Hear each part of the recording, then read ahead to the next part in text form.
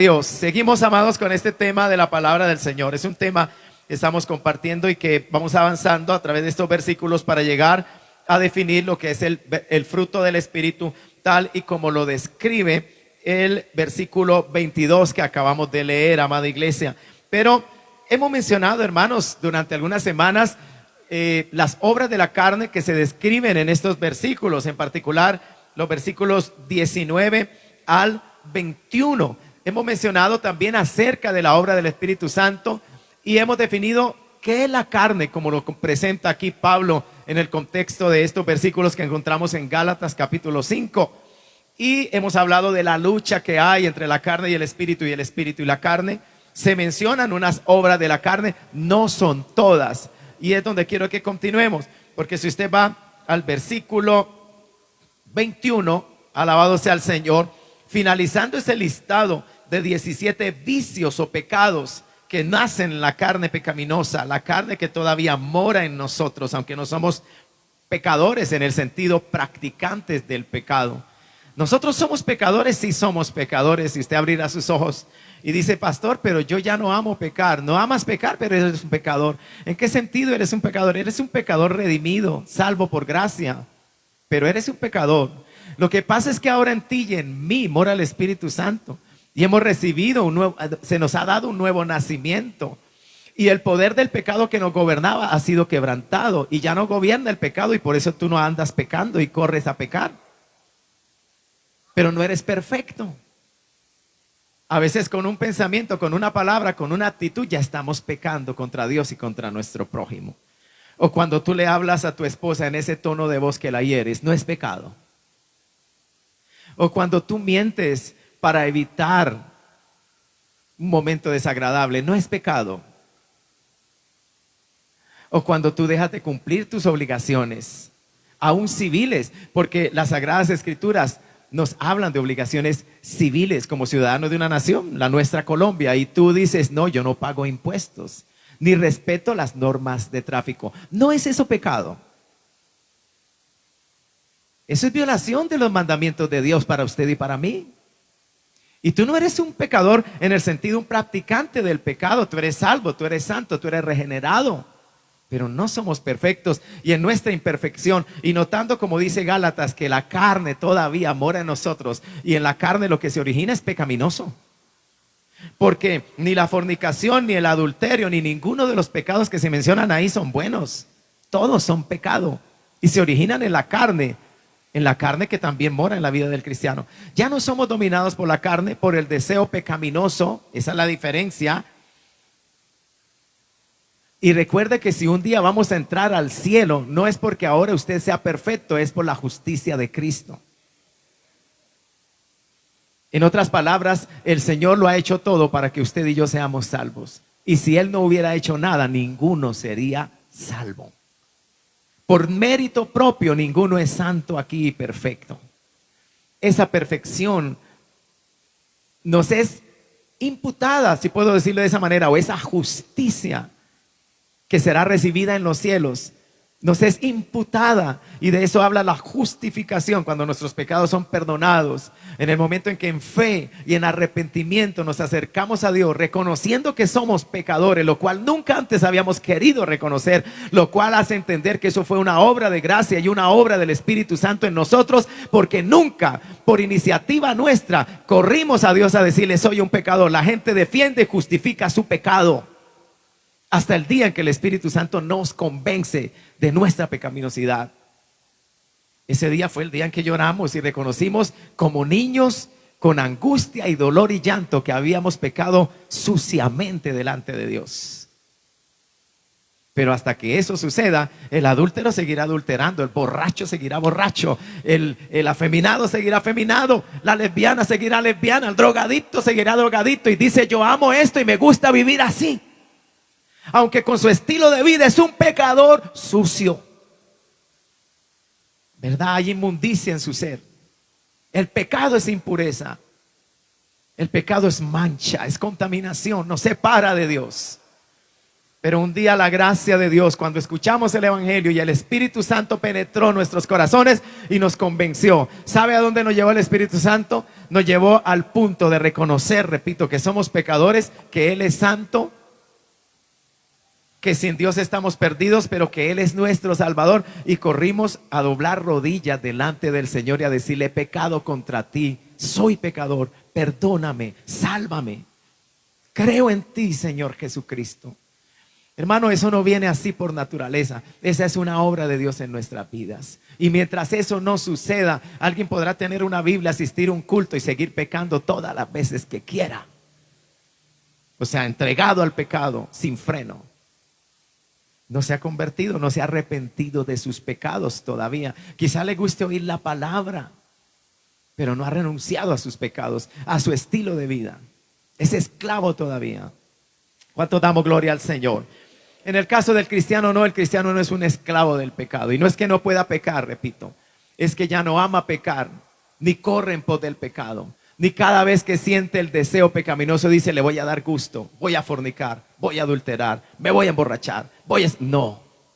El cristiano es uno que ahora tiene al Espíritu Santo y que ha recibido un nuevo nacimiento, y cuando esos deseos quieren levantarse, los resiste, los rechaza, lucha contra ellos, les dice no y vence. Por amor a Dios, por agradar al Dios que lo salvó, por respeto a la santidad de Dios, porque ama a Dios, ama su santidad. Amén, ama al Señor que mora en su corazón y no le quiere hacer daño a Dios. No es que podamos realmente hacerle daño, pero afrentamos, hermano, su santidad con el pecado. Entonces el cristiano ya no es uno que corre en pos del pecado. Pero vuelvo a lo que dije inicialmente, pero hermano, somos pecadores salvados por gracia. Aquí ninguno es perfecto, ninguno tiene aureolas, ninguno ha sido glorificado todavía. ¿Cierto?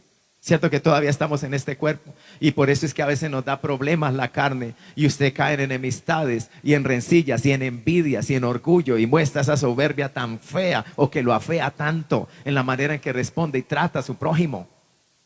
Y usted dice: yo no soy pecador. El único sin pecado es Cristo, mi amado hermano. Nosotros, por la gracia de Dios, nos estamos perfeccionando en la santidad. Nos estamos desarrollando, vamos madurando en nuestro caminar cristiano. La meta es Cristo, el modelo perfecto es asemejarnos cada día más a Él. Y el que nos ayuda no somos nosotros mismos, ni el hermano ni la hermana. El que nos ayuda es el Espíritu Santo que mora en nosotros, ¿verdad? Entonces necesitamos la oración, necesitamos la palabra, necesitamos entender y conocer esto que estamos hablando, para que eso nos motive, nos dé argumento, nos dé fundamento, nos dé fe. La verdad de Dios nos santifica, nos da fundamento y nos ayuda a crecer. ¿Cuántos no aman leer sus Biblias? ¿Cuántos las cierran? Las tienen llenas de polvo, de telaraña. Pero véalos frente al chat, frente al computador, frente a las redes sociales, frente al televisor. Y así como se entregan a esas cosas, está su alma y su estado y su condición espiritual, porque en esas cosas no hay vida. La vida, la fuente de vida es una sola, es Dios. Los medios de gracia son su palabra, la oración, no hay otro. Si usted quiere hermosear su vida espiritual, así como tanto le dedica tiempo al espejo y a su cuerpo, le dedicara a su alma, qué hermoso, qué hermosa sería. ¿Cuántos bendecimos al Señor? Deberíamos tener una libretita y hacer un balance entre todas las actividades del día. ¿Cuánto tiempo hay para Dios y para mi alma? Quizás nos sorprenderíamos. Quizás nos tendría que llevar a la humillación y al arrepentimiento, a decirle: Dios, yo muy poco tengo comunión contigo íntima, privada, casi nada. Y de mi alma no hay interés. Esa es la lucha, hermano. Nosotros tenemos que tener una comprensión espiritual. Vivimos en el mundo, pero que no se envuelva el mundo de tal manera que el mundo nos enloquezca, que el mundo capte nuestra atención, que vivamos como el mundo sin Dios. Yo digo, es como cuando se ha perdido el control, entonces me dejo llevar por la corriente. No, el cristiano es uno que lucha contra la corriente, es uno que lucha contra el mundo, es uno que no es como el mundo. Y se tiene que ver la diferencia, amada iglesia. Se tiene que ver. No es cuestión de decir: en mi mente, en mi corazón, yo no soy mundano, pero todo lo que vemos en ti es diferente, mi hermano. Porque no hay diferencia en tu conducta, en todo lo que tú proyectas, no hay diferencia entre tu persona y la de un mundano. Tu manera de hablar, tus amistades, tu música. Tiene que haber la diferencia. Si eres diferente adentro, ¿por qué no es diferente? ¿Por qué no eres diferente afuera? ¿Qué? ¿Hay una desarmonía? ¿Hay un desacuerdo? ¿Eres de doble personalidad? ¿Uno eres adentro y otro eres afuera? ¿Por qué no hay armonía? ¿Sabe? No es que no haya armonía, es que uno afuera refleja lo que uno es adentro. La vanidad se puede ver, el orgullo se puede ver, la mundanalidad se puede ver, aunque nace y se origina en el corazón, se puede ver por lo que uno ve afuera. La piedad, la pureza, la santidad se puede ver, aunque es interna, pero lo que uno ve afuera en esa persona, en su estilo de vida, en su conducta. Alabado sea Dios para siempre. Amén, amada iglesia del Señor. Usted dirá, ¿por qué me habla así, pastor? Porque eres la iglesia del Señor. Porque vamos para el cielo. Porque Dios no quiere que tú te pierdas. Porque Dios te ama y Dios quiere que tú aquí le glorifiques, que seas santo, que seas de Él, y Él no te quiere compartir con nadie. Amén. Que Dios nos hable, ¿verdad que sí, amada iglesia? Que Dios nos purifique, nos santifique. Alabado sea el nombre del Señor. Hermano, después de que Pablo menciona estos vicios o pecados que aparecen allí 17, que parecen ser de alguna manera, alabado sea el Señor, era importante que la iglesia de los Gálatas supiera por nombre propio que todas esas conductas pecaminosas eran eso mismo, obras de la carne, pecados. Son evidentes. ¿Quién va a decir que fornicar es santo, que adulterar es santo? Aún el inconverso sabe en su conciencia que está haciendo algo malo. Y por eso se esconde. Y por eso su mujer no lo sabe. Su esposo no lo sabe. Y no quiere que lo sepa. ¿Por qué? Porque está haciendo algo bueno, algo bonito. Algo moralmente correcto, digno de aplaudir. No, porque sabe que lo que hace es sucio, es impuro. Es pecaminoso, es vergonzoso. Y lo quiere hacer, pero en oculto. Porque quiere satisfacer su carne y su deseo. Quiere hacerlo. No lo están obligando, no la están obligando. Él quiere hacerlo, es pecador y quiere pecar.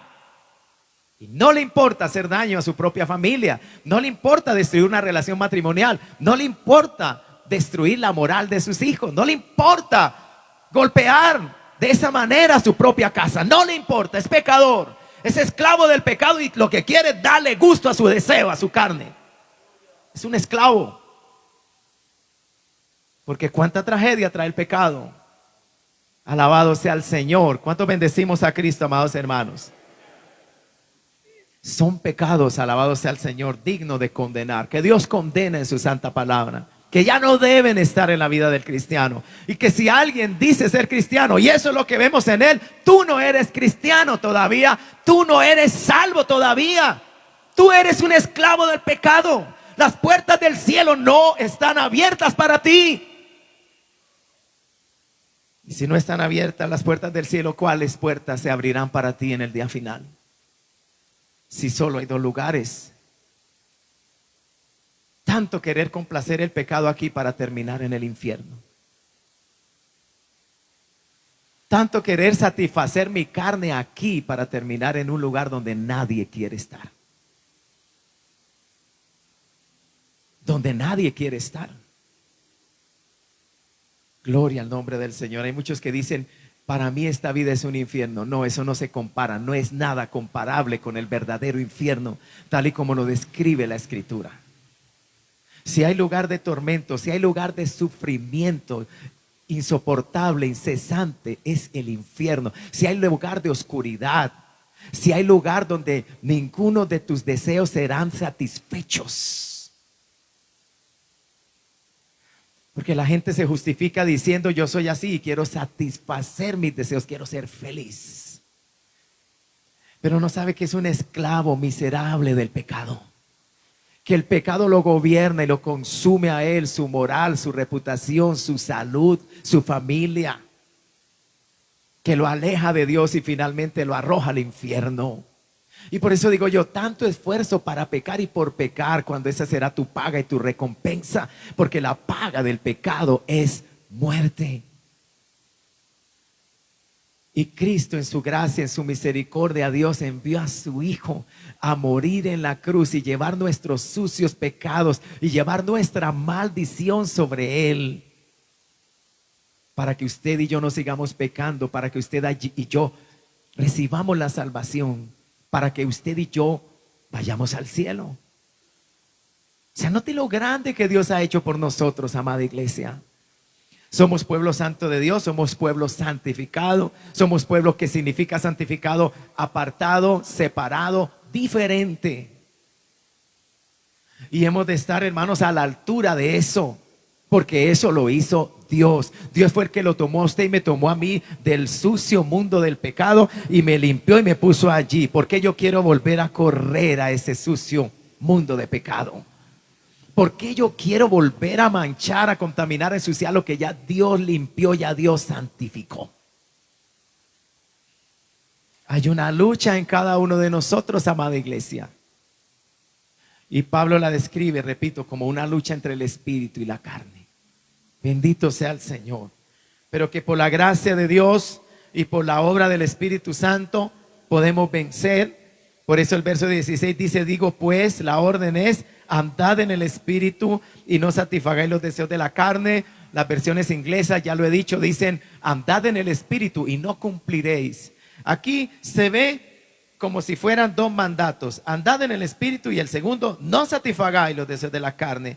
Las traducciones en las Biblias inglesas dirían o dicen, andad en el Espíritu, y luego no es otro mandato sino una promesa, y la promesa es, y no cumpliréis, no haréis los deseos de la carne. Es claro lo que quiere decir esto. Si usted anda en el Espíritu, por la presencia del Espíritu Santo en su vida y por el poder del Espíritu Santo en su vida, usted podrá vencer este deseo pecaminoso. No lo va a cumplir, no le va a dar gusto, no lo va a hacer. Usted vencerá. Alabado sea el Señor. De eso se trata, amada iglesia. ¿Cuánto damos alabanza a Cristo? Pero hermano, la lista sería interminable. Pablo le menciona 17 a la iglesia de los Gálatas, pero son muchos más. Sino que de alguna manera estos que él menciona eran relevantes y la iglesia necesitaba saber que esas prácticas son evidentes, lo saben, pero que a veces como que se nos olvida. Usted sabe que hay iglesias o supuestas iglesias, entre comillas, donde hoy toleran el adulterio, el recasamiento, el homosexualismo, cantidad de cosas. ¿Sí ve cómo se hace necesario que la palabra de Dios esté escrita y que nos esté diciendo una y otra vez en alta voz, eso es pecado? Que lo llame por nombre propio. Usted sabe que las personas que practican el homosexualismo, el lesbianismo, ¿se atreven a decir que esa palabra no existe en la Biblia? Que cuando la Biblia se escribió no menciona el homosexualismo, que esa palabra fue acuñada siglos más tarde. Pero el concepto claro de lo que es el homosexualismo está claro en las Escrituras. En el Antiguo Testamento Dios dijo, no te echarás con varón como con mujer, porque abominación es a Jehová. Y otros textos que son crudos en la manera que lo expresa la relación sexual entre dos hombres en el homosexualismo. Sodoma y Gomorra, ¿por qué creen ustedes? ¿Y por qué vemos bíblicamente que fue destruida? ¿Sabe que hay homosexuales que dicen, no fue por falta de hospitalidad? Porque como no quisieron hospedar a los ángeles, pero sus ojos están totalmente ciegos a la perversidad, a la impureza moral que claramente describen las páginas del capítulo 19 de Génesis cuando hablan de la depravación moral de los habitantes de Sodoma y Gomorra, con una clara connotación sexual. Y que cuando estos hombres perversos de Sodoma le dicen a Lot, déjanos entrar a tu casa, haz que salgan estos varones que han llegado a tu casa, queremos conocerlos. Esa palabra conocer, amados hermanos, también tiene una connotación de intimidad y en este caso tiene que estar relacionado con la sexualidad. Y de hecho, usted ve que este hombre le dice a ellos, mire, mire, note la secuencia, hermano, y note la connotación sexual que hay en esto, porque él les dice, no hagáis tal daño. Lot era consciente de los principios de hospitalidad que gobernaban en aquella época, en sus costumbres. Era algo sagrado. Y si una persona venía a morar o a estar bajo el techo de mi casa o dentro de las puertas de mi casa, yo era responsable por esa persona, por el bienestar de esa persona. Y Lot dice, no hagáis tal mal. He aquí yo les doy mi hija, mis hijas. Sí, sí, no, o sea, la connotación es claramente de impureza moral, de impureza sexual.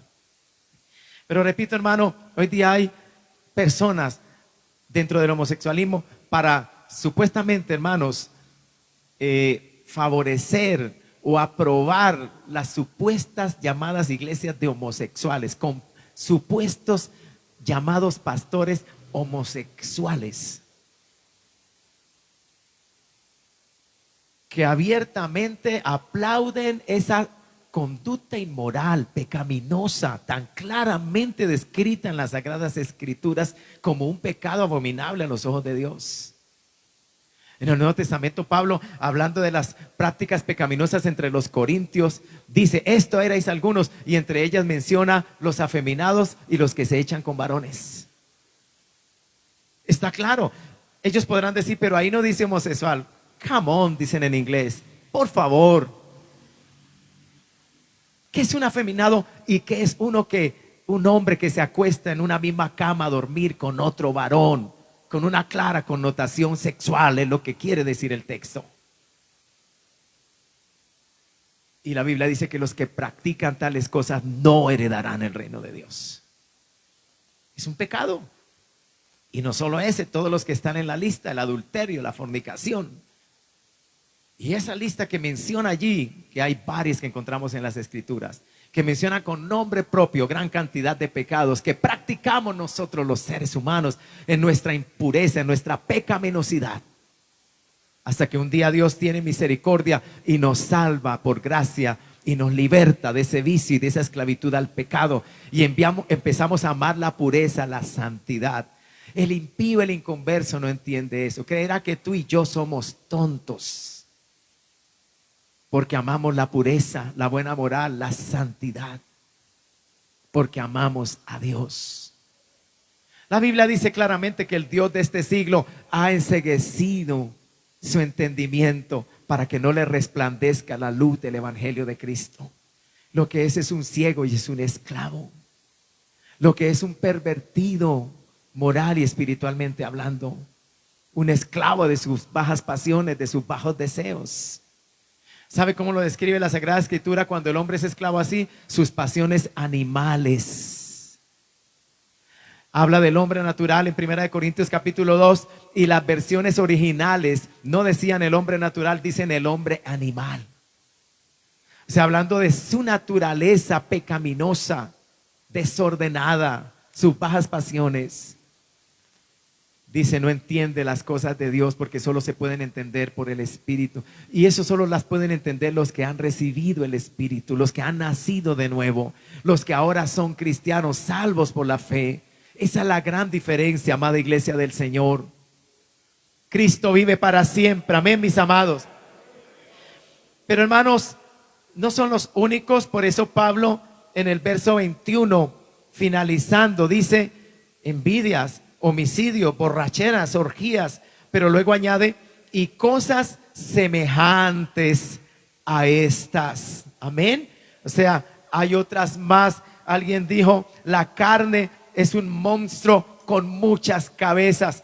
Y si usted abre su Biblia en otros textos, por ejemplo, Efesios 5:4, habla de palabras deshonestas, habla de necedades, habla de truanerías, que efectivamente también nacen y se originan no en el espíritu, no en la naturaleza regenerada, sino en la carne.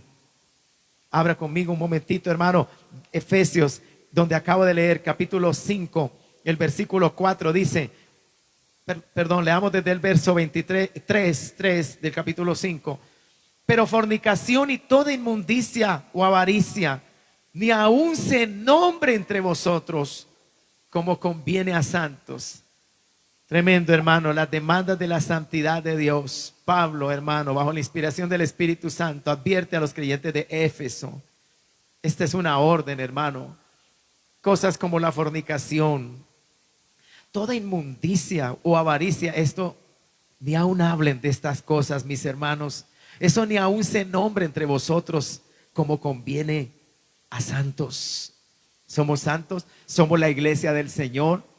Hay un lenguaje que nos distingue, hay una manera de hablar diferente para nosotros, amado pueblo de Dios. Y hermano, parte de ese hablar diferente, de ese lenguaje que caracteriza al hombre santo, a la mujer santa, y hablamos en el sentido piadoso, en el sentido que hemos sido separados para Dios.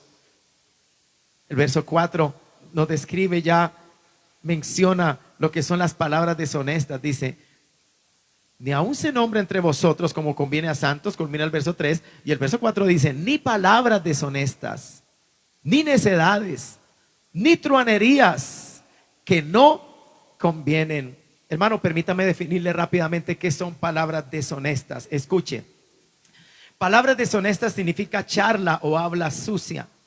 Cubre las ideas de habla obscena o lenguaje abusivo. Se refiere a usar la boca en conducta y conversación obscena, vergonzosa, inmunda, sucia, contaminada, vil, baja, inmoral. Tiene que ver con la obscenidad general, con cualquier conversación degradante y vergonzosa. Pablo dice, esas palabras ni aún se mencionan en vosotros. Eso no conviene al pueblo santo de Dios. Esa no es la manera de hablar de un cristiano. Luego menciona las palabras necedades. Note lo que significan necedades. Necedades se traduce como charla tonta. Es charla vacía, irreflexiva, sin sentido, en vano, ociosa, sin rumbo o sin propósito. Charla que desperdicia y pierde el tiempo, que no tiene absolutamente ningún propósito. Es una charla inútil que no es edificante. En otras palabras, los cristianos no debemos hablar tonterías. Alabados al Señor. ¿Cuántos bendecimos a Cristo? ¿Verdad que suena como fuerte? No debemos hablar por hablar. No debemos desperdiciar el tiempo hablando palabras que no edifican. Tremendo. O sea, algo que debe caracterizar al creyente entonces es que su hablar tiene un buen propósito. Y digo bueno, porque como cristiano, su hablar tiene un propósito santo, un propósito piadoso, o dar aliento, o dar ánimo, edificar a otro, de pronto hasta amonestarlo en amor, pero para edificación, no para destruirlo. Y cuando abrimos nuestra boca, la Biblia nos está diciendo, procuren hablar de esta manera, no necedades, no palabras deshonestas, necedades tampoco. Que vuestra charla no sea inútil, no sea tonta, sea edificante. Que no seamos palabreros que nos gusta hablar y hablar y hablar y al fin no dijimos nada y no edificamos a nadie. Uy, ¿cuántos bendecimos a Cristo, amada iglesia del Señor? Hermano, las demandas, esta higiene de santidad es elevada. Y una de las cosas que más revelan el estado de nuestro corazón son nuestras palabras. ¿Sí? Hay por lo menos dos maneras, recuerdo ahora, que puede uno conocer qué hay dentro de la persona: por lo que hace y por lo que dice. Usted dice, es que yo no le conozco el corazón, pero sí puedo oír lo que dice, su lenguaje, su manera de hablar, hasta la entonación, el tono de voz me dice mucho, y puedo ver lo que hace, con sus manos, con sus ojos, con lo que hace. Sí, puedo verlo. Entonces uno está proyectando, expresando algo que aunque desconocen afuera, porque es interno, pero uno está enviando como luces, mensajes. Por ejemplo, la Biblia habla de ojos altivos. Y sabemos que la altivez y el orgullo es del corazón. Pero a veces se nota en la mirada, hermano. Esa mirada soberbia, cargada de altivez. Amén, amada iglesia. Nadie lo va a llamar humilde. Y dirá, pero usted conoce mi corazón. No conozco su corazón, pero su actitud no es humilde, es soberbia. Y uno está proyectando lo que hay dentro, lo que es uno como persona, su carácter. ¿Cuánto bendecimos al Señor? Hermano, no tratemos de vivir el evangelio por imitación. ¿Qué quiero decir? Voy a imitar ser humilde, voy a imitar ser santo, porque si es por imitación, tarde o temprano se me cae, hermano. No va a funcionar. Tarde o temprano va a salir lo que yo soy, lo que uno es. Esto tiene que ser una obra de Dios en la vida de la persona. Por eso a veces definitivamente uno no puede obligar a la persona a cambiar y a ser santa y a ser salva y a ser humilde. No, uno no puede obligarlo. Esa es la persona. Y si algo bueno hay en nosotros, si hay alguna virtud, si hay algo piadoso, esa es la obra del Espíritu Santo. Esa es la obra de Dios. Entonces uno pudiera decir, el que más muestra la obra de Dios en su vida es el que más se humilla a Dios, más se somete a Dios. Es ese hombre, esa mujer que verdaderamente ha crucificado su carne, como dice Pablo. Él asume que los que son de Cristo han crucificado su carne con sus deseos y pasiones. Eso es lo que debe ser una realidad normal en la vida del cristiano. Lo otro es anormal. ¿Cuánto cristiano anormal ve uno por ahí? O cuánta anormalidad ven en nuestras vidas muchas veces. Que uno dice, no ha crucificado su carne con sus deseos y pasiones. No ha vencido el espíritu. La carne es la que toma ventaja en la vida de esta persona. Qué triste, porque la carne trae derrota. La carne trae ansiedad, trae culpa. La carne no une, divide. La carne no llena de paz y de gozo el corazón, nos carga de culpa, de ansiedad, porque andamos en la carne.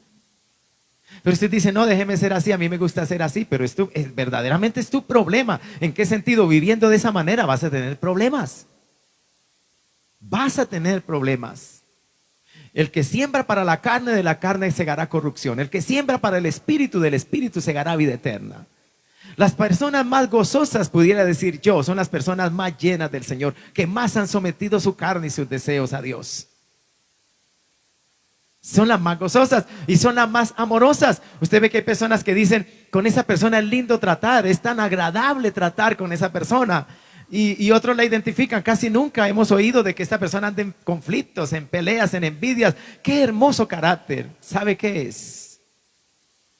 Entre más nos llenemos de Dios, entre más sometamos nuestro carácter humano al carácter divino, más agradables seremos a los ojos de Dios y de los hombres. Hermano, aún supuestamente el mundo, ¿verdad? En sus estándares, porque el mundo tiene su manera particular de medir las virtudes en las personas. Pero a veces uno se sorprende que aún en el mundo aplauden la humildad. Usted no ha visto gente del mundo que no tiene nada que ver con el cristianismo. Exaltan una actitud humilde, una actitud generosa. ¿Qué motivaciones hay adentro? ¿Por qué lo hacen? No lo sabemos. No puedo decir que sean motivaciones puras porque Dios no mora en ellos. A veces es pura apariencia. Pero el sentir común es exaltar eso como una virtud en el mundo. ¿Qué decir ahora nosotros en la iglesia como cristianos? Cuando ya no es una apariencia, sino una realidad real, porque Cristo vive en nosotros. Y se tiene que ver Cristo. Alabado sea el Señor. Y nosotros tenemos que morir cada vez más al yo. Ese es el crecimiento espiritual. Esa es la santificación. Esa es la obra del Espíritu. Esa es la lucha entre el Espíritu y la carne. ¿Cuál está venciendo en tu vida, mi amado hermano? Mírate en el espejo espiritual. Saca conclusiones a través de la palabra tú mismo, porque Dios te ha dado inteligencia, porque tienes al Espíritu Santo. Concluye en esta mañana. ¿Quién vence en tu vida? ¿Quién manda más? ¿El Espíritu o tu carne? ¿Y por qué estás así? Bendito sea el nombre del Señor para siempre, amada iglesia. Sigamos con ese versículo de Efesios 5:4.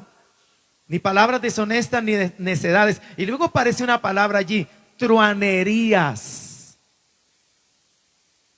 Creo que algunas veces tratamos de alcanzar o percibir, captar el concepto de esta palabra, aunque vamos a definirla con más claridad. Truanería. ¿Qué es truanería? Entre paréntesis coloqué porque es una traducción casi literal. Bromas groseras. Y vamos a hablar de dos aspectos cuando hablo de bromas groseras. El primer aspecto es el siguiente, escuche, truanería.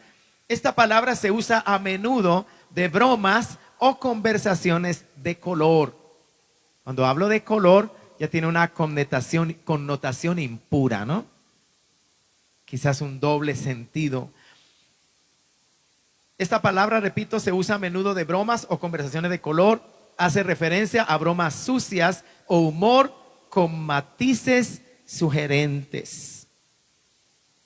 Lleva la idea de convertir rápidamente algo que se dice o se hace, sin importar cuán inocente sea, en algo obsceno o sugerente. Es la charla sucia de una persona que usa cada palabra y circunstancia para mostrar su ingenio inmoral. Cuando una persona actúa así, hermano, eso es lo que tiene adentro. Así sea algo puro, algo inocente, le quiere dar la vuelta, le quiere dar ese toque impuro, ese sentido que no es. Eso es una truanería, dice aquí las Sagradas Escrituras. Por un lado, una broma grosera. Alabado sea el Señor. De convertir, dice rápidamente, algo que se dice o se hace, sin importar cuán inocente sea, en algo obsceno o sugerente. Eso es muy común en la vida del inconverso. A veces con palabras, con risas, con gestos, uno nota la inmoralidad que hay en el corazón del ser humano. Cuando en una acción o palabra inocente ellos quieren darle otro color. Amén. O sea, uno nota esa forma impura, pero en el caso del cristiano, dice aquí la palabra del Señor, los cristianos no. Truanerías no. Pero esa palabra truanería, que se define literalmente como bromas groseras, también podemos darle esta otra connotación. Escuche, truanería también indica una broma que ha ido demasiado lejos, convirtiéndose así en una burla sarcástica que humilla a las personas y avergüenza a los que están presentes. Es humor de mal gusto. En otras palabras, bromas pesadas, decimos a veces nosotros, bromas donde el objetivo es avergonzar a otra persona, humillarla. Ese lenguaje entre cristianos se oye terrible, pésimo. Amén, amada iglesia. Y uno tiene que tener mucho cuidado. Nosotros venimos de una cultura en donde es muy dada a los apodos, a los chistes, a las bromas. Y no significa que en ocasiones uno pueda ser alegre y jovial, sanamente y santamente. Porque aquí la palabra nos pone unos límites, hasta en el humor. Bromas groseras, bromas con un contenido, con una connotación de color, un sentido que no es puro. O bromas donde lastimo, ¿verdad? O avergüenzo a otra persona o la humillo. Saben que hay maneras de hablar tan pésimas, mi amado hermano, que cuando uno habla con esto que está escribiendo aquí la Escritura, una truanería, no solamente se avergüenza a la persona a la que va dirigida esa broma o truanería, sino también los que están presentes. A veces tienen que inclinar el rostro y decir, no debió haber dicho eso, eso es muy, muy abusivo. ¿Cómo pudo haber dicho esas palabras? ¿Sí ve cómo, hermano, eso expresa una falta de respeto y de amor y de consideración por el prójimo? Yo no quisiera que nadie me tratara así. Yo creo que usted tampoco, y menos en público. ¿Cuánto control debemos tener de nuestra lengua? Pero la lengua solamente es el vehículo que va a expresar lo que haya dentro de uno, hermano. Usted dice, la culpa es de mi lengua. No, no es de su lengua, es suya. No ve que la lengua no se gobierna sola ni habla por hablar como sin control. Es usted el que la controla. Lo que pasa es que el que no tiene control es usted y suelta la lengua cada vez que puede y hace daño y no edifica. Oiga, hermano, ahí estaría esas palabras tan populares que dice uno, mire, si lo que va a hablar no va a funcionar, no va a bendecir. Uy, hermano, muérdase la lengüita. Hay personas que dicen, no, yo me muerdo la lengua. Y sí, mejor me muerdo la lengua, porque con la lengua se puede hacer mucho daño. O sea, el significado es, no vamos a hablar palabras que no edifiquen. Mire lo que concluye este versículo. Pero verso 4, ni palabras deshonestas, ni necedades, ni truanerías que no convienen, sino antes bien acciones de gracias. Si hay una diferencia en el lenguaje del cristiano, bueno, pero no son las únicas palabras que menciona la Escritura, que también son obra de la carne.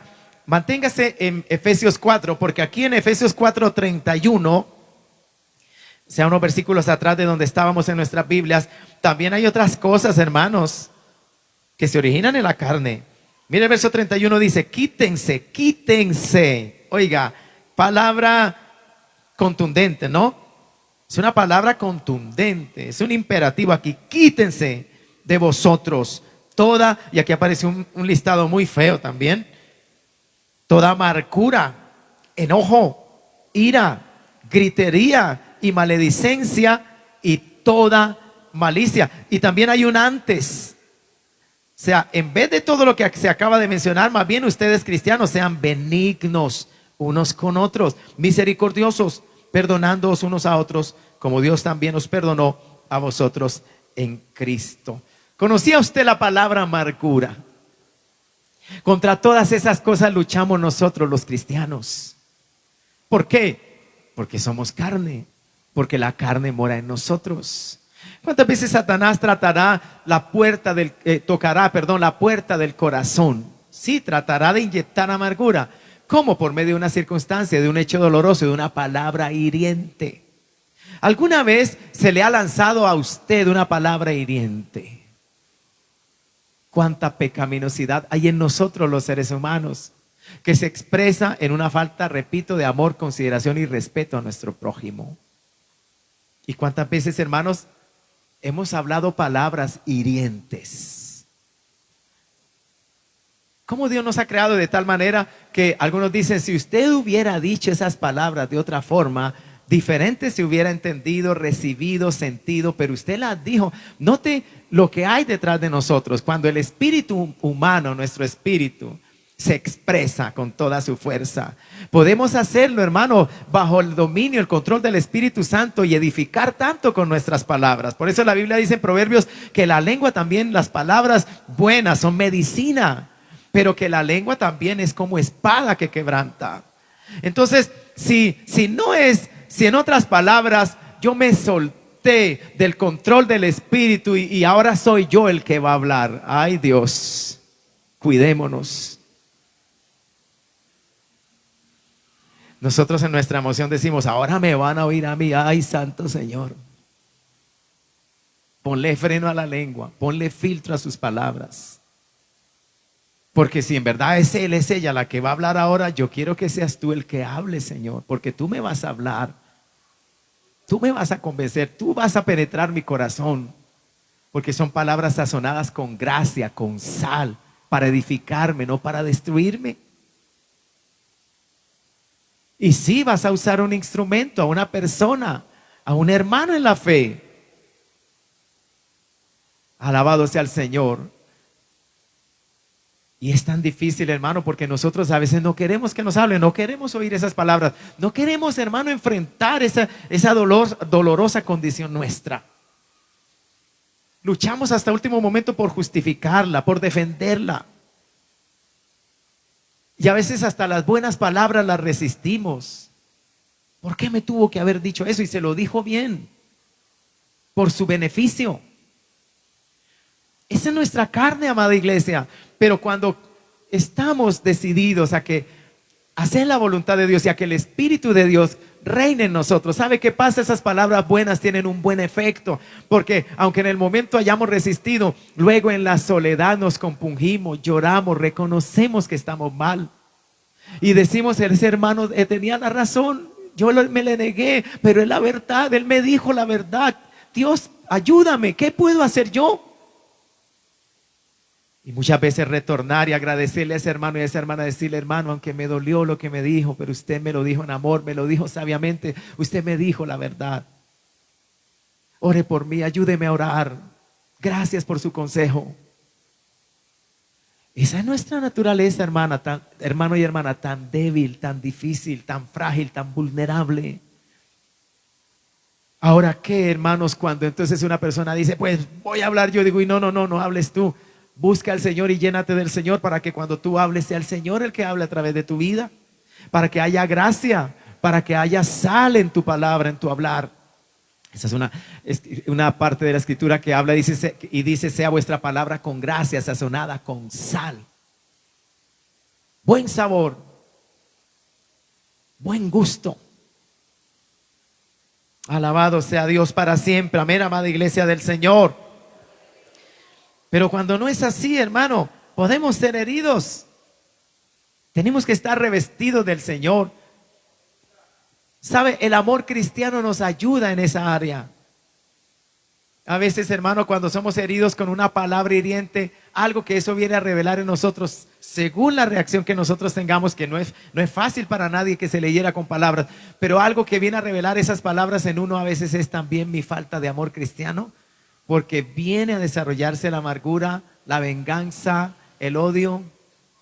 Y uno en su humanidad dice, pero es que no es justo, y es justo que yo me enoje, y es justo que yo tenga rabia contra esa persona. Pero ¿y dónde está el amor cristiano? Porque si sigues así, vas a generar odio, amargura, resentimiento, y tú vas a estar mal, tú vas a estar dañado adentro. Y eso contrista al Espíritu Santo, y eso no glorifica a Dios en tu vida. ¿Cómo vas a poder levantar manos santas sin ira ni contienda? ¿Pero qué hago? Llénate del amor de Dios. Estás escaso del amor de Dios y por eso rápidamente reacciona. Me la hacen, la hago. No vengáis a vosotros mismos, dice el Señor. Da lugar a la ira de Dios. Mía la venganza, yo daré el pago. No, Señor, yo esto lo arreglo yo. Carnal.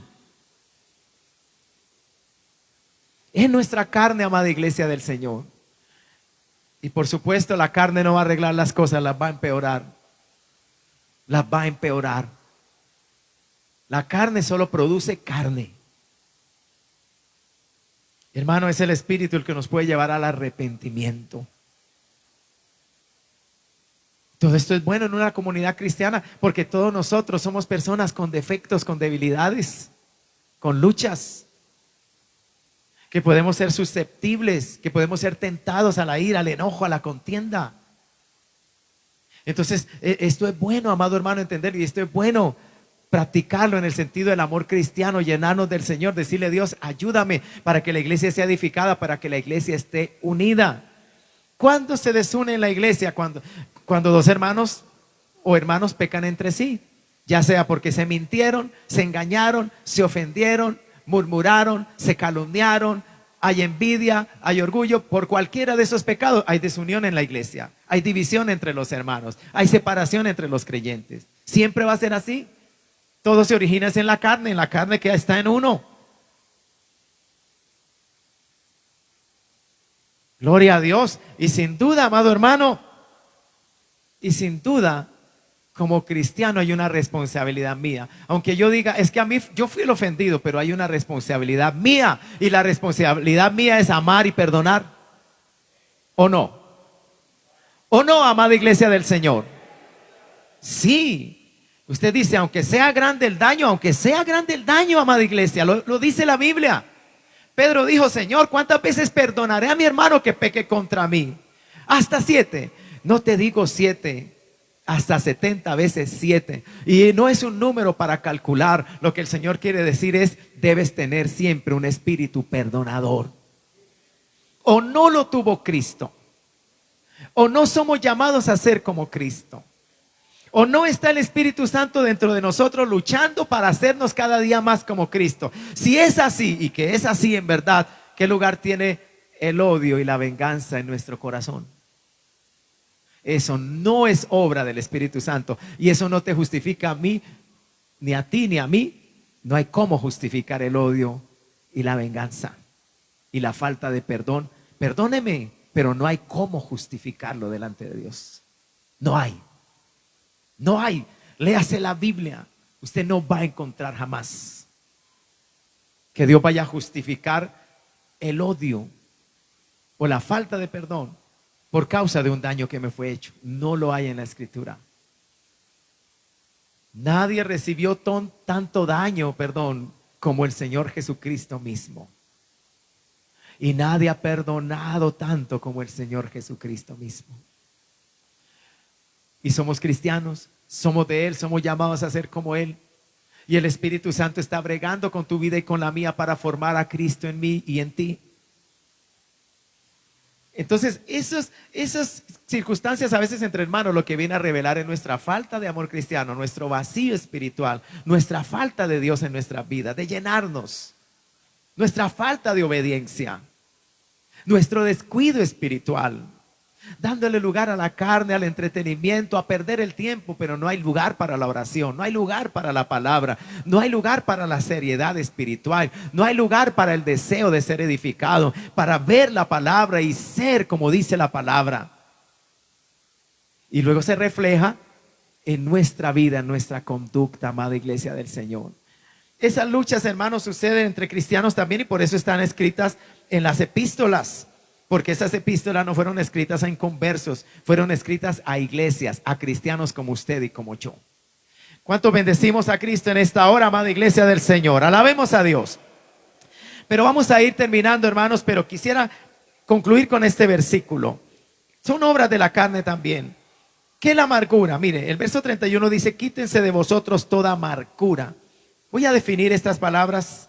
La palabra amargura, que se traduce aquí del griego, se traduce literalmente como resentimiento interno.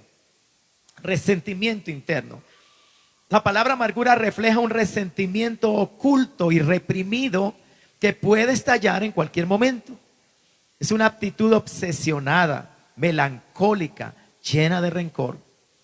Es ese espíritu de irritabilidad que mantiene a una persona en una animosidad perpetua, es decir, en una perpetua enemistad, hostilidad, antipatía, haciéndola amarga y venenosa. Indica la dureza de corazón que alberga resentimiento acerca del pasado.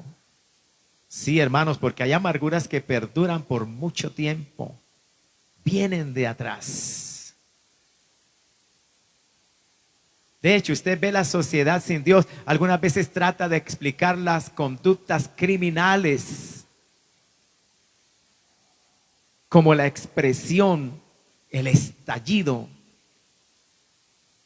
de un estado interior de amargura, de resentimiento contra Dios, contra la familia, contra la humanidad, y luego vemos cosas terribles. Entonces, la ciencia humana, los que estudian la conducta humana, sean sociólogos, psicólogos, psiquiatras, dicen, esa persona desde niño, desde tal edad, a costa de abusos, de circunstancias, guardó tanta amargura adentro que hoy odia a todos, hasta a sí mismo se odia. Pero cuando Cristo viene al corazón, amada iglesia, cuando Cristo llega a la vida de la persona, ese odio se tiene que ir. Podemos ser sanados de ese odio.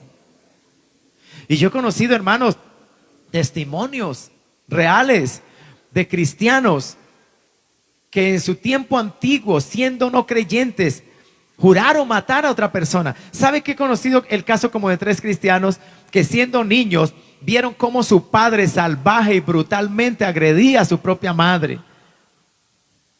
Borracho, ebrio, endemoniado, llegaba a casa y golpeaba a mamá. Y ese niño, ¿sabe con qué pensamiento se consolaba de niño? Cuando sea grande yo lo mato a él. El día que tenga las fuerzas yo lo mato. Yo he conocido varios testimonios porque vivimos en una sociedad tan golpeada por el pecado que esas cosas, mire hermano, a veces uno se le olvida porque por la misericordia de Dios uno vive en un hogar cristiano donde tal vez no digo que no hayan luchas, momentos difíciles, pero no hay esa violencia, ese pecado, esa brutalidad ciega y cruel del pecador sin Dios. Por la gracia de Dios, hermanos, hay paz, hay santidad, hay salvación en nuestros hogares. Y nuestros hijos viven en un ambiente piadoso, temeroso de Dios. Eso es un gran tesoro, amada iglesia del Señor. Pero muchos hogares no, muchas familias no. El hombre es como una bestia bruta, endemoniado por el licor, por la droga. Y la mujer sin Dios también es terrible. Entonces, dos pecadores que se enfrentan. Pero hermano, he escuchado testimonios así, de hermanos que han dicho, yo me deleitaba o me consolaba con el pensamiento de crecer y matar a ese hombre por cómo agredía a mi madre. ¿Qué sucedió? Pasaron los años. Cristo llegó a sus vidas. Y ellos narran, amados hermanos, cómo la gracia de Dios los capacitó de tal manera que, habiendo albergado odio y amargura por tantos años, ahora ellos mismos buscaron a su Padre para abrazarlo, para pedirle perdón, para orar por él, para darle testimonio del Evangelio de Cristo, para ganarlos para Cristo. ¿Quién puede hacer esa obra si no solamente Dios en el corazón del ser humano, amada iglesia? Si hay solución, si hay esperanza cuando llega Dios, si hay perdón, si hay salvación cuando el amor de Dios llega a nuestros corazones, amada iglesia del Señor. En otras palabras, si estábamos paralizados por el odio y el pecado, esa parálisis se va con el amor de Dios cuando llega a nuestros corazones. Si el odio nos paralizaba y nos impedía amar y perdonar, ahora el amor llegó y quitó esa parálisis y nos ayuda a amar y a perdonar. Alabado sea el Señor. Nos ha dado vida Dios. Y son muchos casos.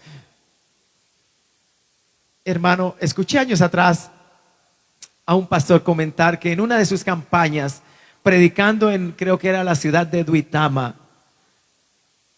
dice que en esos días de campaña, todas las noches él observó como una jovencita venía al altar y lloraba, y luego se retiraba, terminaba el culto, el siguiente día de campaña ya pasaba al altar, lloraba. Pero dice que el último día de campaña él la escuchó allí gritar literalmente, esta niña. Era una joven de la iglesia, con gran angustia, con gran dolor. Y cuando terminó la predicación y terminó el culto, ella se acercó al pastor y le dijo: pastor, quiero hablar con usted. Todavía muy tocada, llorando mucho. Dime, hija, te escucho. Y las primeras palabras que esta niña dijo con gran voz, dijo: yo lo odio, pastor, lo odio. Él se sorprendió: ¿a quién odias, hija? ¿De qué me hablas? A mi padre, yo lo odio y no lo puedo perdonar. Él me abusó de niña. Por mucho tiempo él me abusó y yo no lo puedo perdonar. La joven que le estaba hablando a él era la líder de jóvenes de esa iglesia donde el pastor estaba predicando.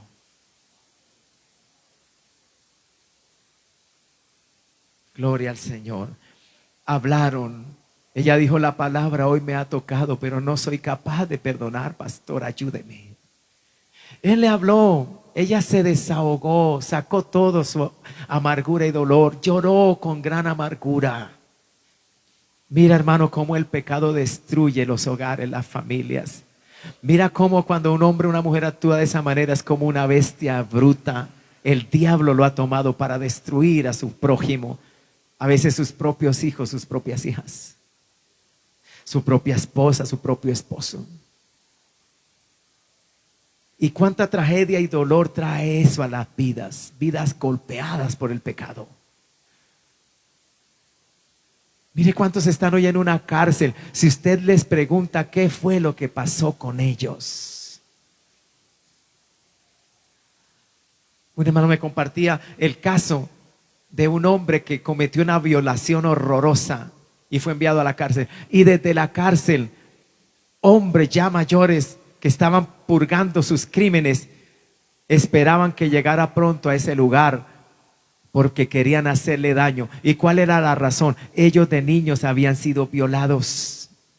Y el daño había sido tan grande que ellos decían: ese es un maldito, cuando llegue aquí lo vamos a matar. ¿Cómo le fue a hacer eso que me hicieron a mí, a ese niño, a esa niña? Eso pasa a veces en las cárceles. O sea, tanto odio, tanta amargura que se mueve en el corazón del ser humano. Bendito sea el Señor. Escuché una vez el testimonio de Nicky Cruz, aquel pandillero puertorriqueño en Nueva York, lleno de odio desde su niñez. Y algo que marcó su vida fue cuando en alguna ocasión, entrando a las puertas de su casa para darle un abrazo a su madre, ella le gritó: vete, tú no eres mi hijo, tú eres un hijo del diablo, vete, no te quiero ver más. Él cuenta en su testimonio que esas fueran las duras y crueles palabras de su madre. Y por eso los padres, mucho cuidado en un momento de ira, qué palabras dirigimos a nuestros hijos. ¿Cómo puede un padre llamar a su hijo imbécil, tonto? Y palabras de más calibre. ¿Qué efecto producen esas palabras en el corazón de un hijo cuando vienen directamente de labios de su padre, de mamá? Y usted se justifica y dice: es que estaba enojado. No, hermano. Usted había perdido el control y ha hecho un gran daño. Bendito sea el Señor. Habría que correr pronto y pedirle perdón a ese hijo. Y orar a Dios que Dios guarde el corazón de ese muchacho, de esa niña. Nicky Cruz dice que salió por la puerta y cuando el niño recibió las palabras de mamá: eres un hijo del diablo, tú no eres mi hijo, vete. Él dice: yo di la espalda y salí para nunca más regresar. Eso marcó mi vida. Para nunca más regresar. Se convirtió en un pandillero terrible, violento, criminal, hasta que un día un pastor en los Estados Unidos, David Wilkerson, ¿sabe qué pasó con David Wilkerson? Así rapidito les comento el testimonio, qué sucedió con él para ir a Nueva York. Él vivía en otra zona de los Estados Unidos lejana. Y dice que él todas las noches, cuando regresaba a veces del culto, su deleite era sentarse a ver televisión, películas de vaqueros.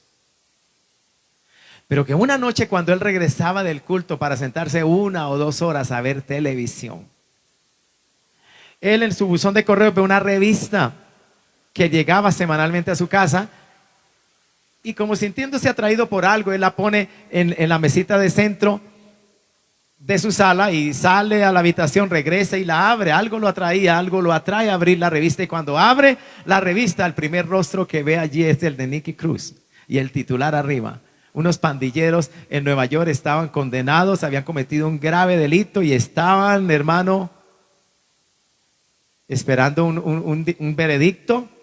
Era un crimen que iba a ser condenado con dureza. Olvido los detalles. El caso es que él dice que cuando él abre esa revista ya no pudo prender el televisor. Que algo prendió su corazón al ver los rostros de esos muchachos llenos de tragedia. Y dice que se arrodilló allí junto a la mesita de centro y empezó a llorar y a interceder por esos muchachos. Que nació en él un anhelo, una carga, una preocupación por la vida de esos pandilleros. Y que luego a la noche siguiente, cuando regresó, ya no volví a prender mi televisor. Dijo: empecé a dedicar esa 1 o 2 horas de la noche a la oración y a la intercesión por ellos. Y él siguió orando día tras día hasta cuando el Espíritu de Dios le habló, hasta cuando el Señor le dijo: ve a Nueva York y habla con ellos. Ve a Nueva York. ¿Cómo voy a ir a Nueva York? Nadie me conoce, soy un obrero del campo, no tengo los recursos. Dios le proveyó los recursos. Fue a Nueva York.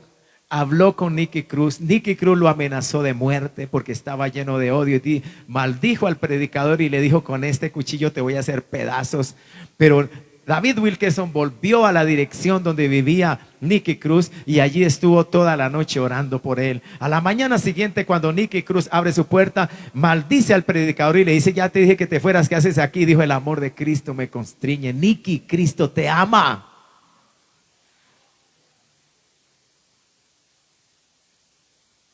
Entonces el predicador le dijo: te espero esta noche, estaré en tal lugar, voy a hacer un culto y voy a predicar el evangelio. Esa noche Nicky llegó con sus pandilleros. Algo estaba ya Dios haciendo en la vida de Nicky, y como él era el jefe, los ponía en orden.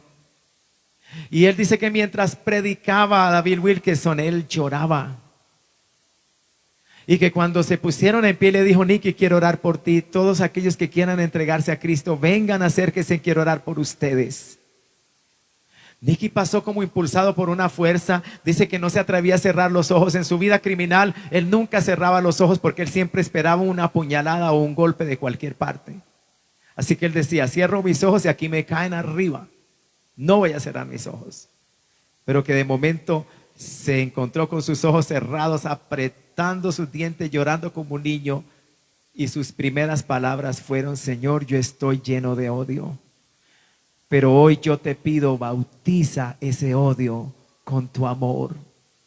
Cuando él dijo, bautiza ese odio con tu amor, dice que algo cayó sobre él. Y este muchacho cayó de rodillas llorando como un niño. Y él sentía que algo fluía, que el amor de Dios fluía en su corazón y sanaba su odio, sanaba su amargura. Se levantó de allí para ser un predicador del evangelio. Aquella niña que lloró en el altar y le dijo, pastor, yo odio a mi padre. Después de ser ministrada, el pastor la escuchó, ella se desahogó, oró por ella. Y después de un momento de intenso llanto y clamor, ella empezó a confesar con sus bocas, te perdono, papá. Te perdono, papá. Le dijo al pastor, pastor, Dios me ha preparado. Iré a casa para abrazar a papá, para perdonarlo. Hermano, ¿quién puede hacer eso sino solamente el Espíritu de Dios? ¿Quién puede sanar ese cáncer? Y Pablo nos está advirtiendo a nosotros los cristianos, quítense de vosotros, mis hermanos, toda amargura, todo resentimiento. El resentimiento no debe reinar en nuestros corazones, pueblo de Dios. Por eso ve que al final del versículo viene un antes bien, sed benignos, misericordiosos, perdonándoos unos a otros. Que Dios y la gracia de Dios nos ayuden. Dios y su gracia, amén. Que el Espíritu de Dios, dice, ha derramado su amor en nuestros corazones. Que su amor abunde en nuestras vidas, amada iglesia. Que el amor de Dios abunde. Porque si el amor de Dios abunda en ti, abunda en mí, habrá perdón, habrá reconciliación, habrá consideración. En la ira, la amargura no tendrá cabida, en otras palabras. El amor nos protegerá. Por eso decía, cuando estas circunstancias pasan entre dos personas y lo primero que brota es el resentimiento, eso revela algo de mí. Cuánta falta de amor hay en mí, qué desprotegido estoy yo. Pero que Dios en su gracia, hermano, nos llene de su santo amor. Y esa es obra del Espíritu. Usted no va a producir ese amor a la fuerza, a su propia fuerza. Eso lo produce el Espíritu Santo. Entonces eso sin duda va a denotar también qué grado de relación tengo yo con Dios, de comunión con el Espíritu de Dios, para que produzca ese amor en mí. Amén, amada iglesia del Señor. En vez de murmurar, contender, protestar y hablar palabras de amargura, arrodíllese y ore para que Dios lo llene de su amor. Pida al Espíritu Santo que lo llene de su amor, porque el amor divino es fruto del Espíritu en la vida del creyente. Vamos a estar de pie, amada iglesia, y le damos gracias a Dios por su palabra en esta mañana. Y si hay necesidad en tu vida, yo creo que en todos hay necesidad, amado pueblo del Señor, en mi vida, en tu vida, en cada uno de nosotros. Ninguno aquí es perfecto en santidad, ninguno aquí está lleno de amor. Así que cada día necesitamos más ser santos, cada día necesitamos más el amor de Dios en nuestros corazones. Por eso en esta mañana, hermano, para concluir, demos gracias a Dios por su palabra, pero ¿por qué no decirle también, llena mi vida, llena mi ser? Y si hay alguna vida que quiera acercarse al altar a orar y decirle, Dios, ayúdame, el altar está abierto, porque Dios puede sanar tus heridas. Que el amor de Dios te bautice en esta mañana, que el amor de Dios se derrame abundantemente en tu corazón por el Espíritu que nos ha dado, que sane tu dolor, que sane tu amargura, que el amor de Dios te llene de tal manera que puedas ser habilitado por Dios para perdonar al que te hizo daño. ¿Acaso no dice la Biblia, amad a vuestros enemigos también? Oh, amada iglesia del Señor, ora en esta mañana, pueblo santo de Dios. Levante sus manos ahí donde se encuentra. Y yo diría, todo aquel que tenga necesidad de Dios o que reconozca su necesidad, ¿por qué no ora conmigo? Todo aquel en esta mañana, hermano, esto fue solo una partecita nada más de la gran necesidad que a veces hay en nuestros corazones y no nos hemos dado cuenta. Necesita llegar la palabra y abrirnos los ojos, hacernos entender. A veces nos justificamos hasta que llega Dios y en su palabra nos calla la boca, nos hace enmudecer, y tenemos que humillarnos y decirle: Dios, es verdad, tu palabra es la verdad, pero esa palabra me limpia, me santifica, me purifica, también me quebranta, también me redarguye, me atraviesa para bien.